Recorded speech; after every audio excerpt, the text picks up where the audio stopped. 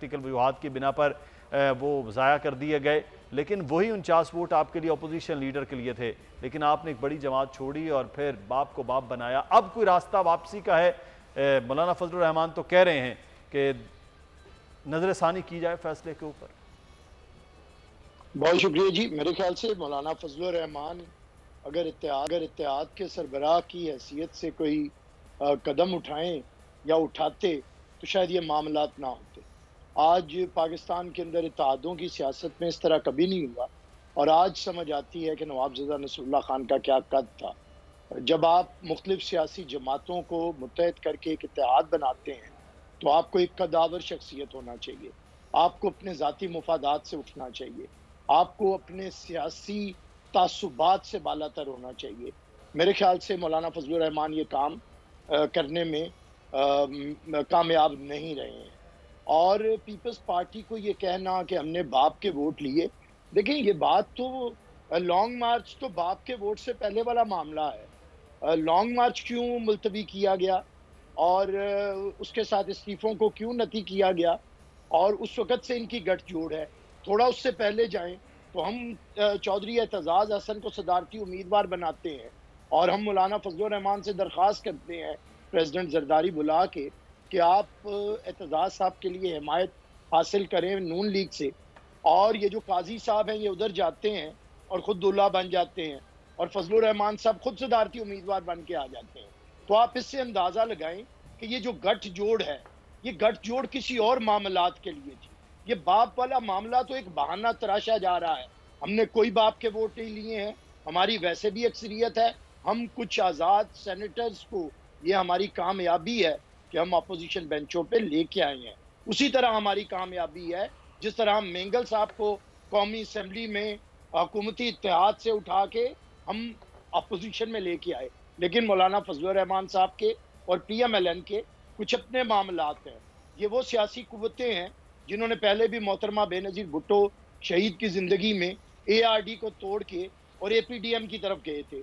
उस वक़्त भी मियाँ नवाज शरीफ ने बड़े दावे किए थे इनके साथ खड़े होके, और बाद में फिर मियाँ साहब ने इनसे बाइकआउट करवा के सबसे इमरान खान भी इनके साथ थे और खुद मियाँ साहब इंतखाबात के अंदर आ गए थे और पंजाब हुकूमत संभाल ली थी। तो मैं समझता हूँ कि अगर इन्हें दानिशमंदी होती तो ये फिर पुरस्रार खामोशी 2 हफ्तों तक क्यों रही है मौलाना फजलुर रहमान की। इधर CEC का इजलास हुआ, सर वो मौलाना की तो तबीयत खराब थी ना, मौलाना साहब की तो तबीयत खराब थी, बीमार थे, आज वो आए हैं।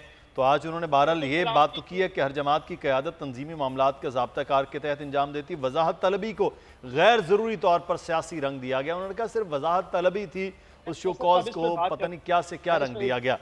ये वजाहत तलबी मौलाना साहब सरबराही इजलास के अंदर बतौर एक सीनियर सियासतदान के और इत्तेहाद के सरबराह के PDM के कर सकते थे।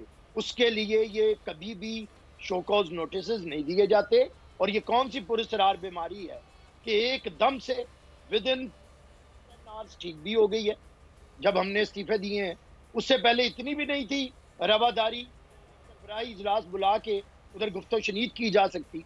तो ये तो सारी चीजें हमें नजर आ रही हैं हमारे सामने। सही। अच्छा, मैं लगारी साहब आज मौलाना ने कहा कि अपने फैसलों पर नजरसानी की जाए। बहरहाल उन्होंने गैर ज़रूरी तौर पर पाकिस्तान पीपल्स पार्टी और ANP के जो रद्द अमल था उसको भी उन्होंने खासा पसंद नहीं किया है। तो क्या कोई ऐसी आप समझते हैं कि चीज़ बाकी अभी है कि 2 बड़ी जमातें अवामी नेशनल पार्टी और ख़ास तौर पर पाकिस्तान पीपल्स पार्टी की PDM में को वापसी हो जाए?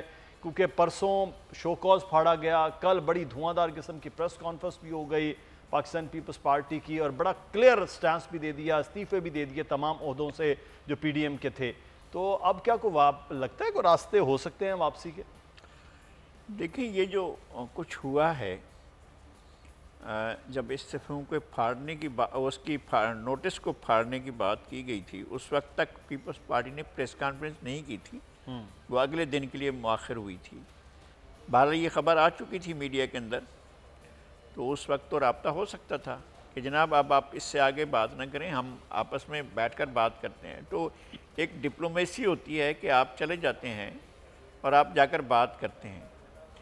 एक तो ये समझ में नहीं आया है कि शोकाज को हम तो जॉब्स में देखते हैं कि जॉब्स में एक होता है एक्सप्लेनेशन लेटर होता है, फिर दूसरा एक्सप्लेनेशन लेटर होता है, फिर कभी कभी तीसरा एक्सप्लेनेशन लेटर होता है, और फाइनल होता है शो काज। शो काज का मतलब ये होता है कि आपके पास मिनिमम चॉइस है, इसके बाद हम आपको जॉब से फारिग कर देंगे। ये शो काज का लफ्ज़, ये जो सरकारी नौकरों की या प्राइवेट मुलाजमीन की जो डिक्शनरी का जो लफ्ज़ है वो ये है कि शो काज आखिरी लेटर होता है, जिसका मतलब ये होता है कि अगर आप हमें मुतमईन ना कर सके तो हम आपको बायक बीनियो दो गोश रवाना कर देंगे, रुखसत कर देंगे, निकाल देंगे।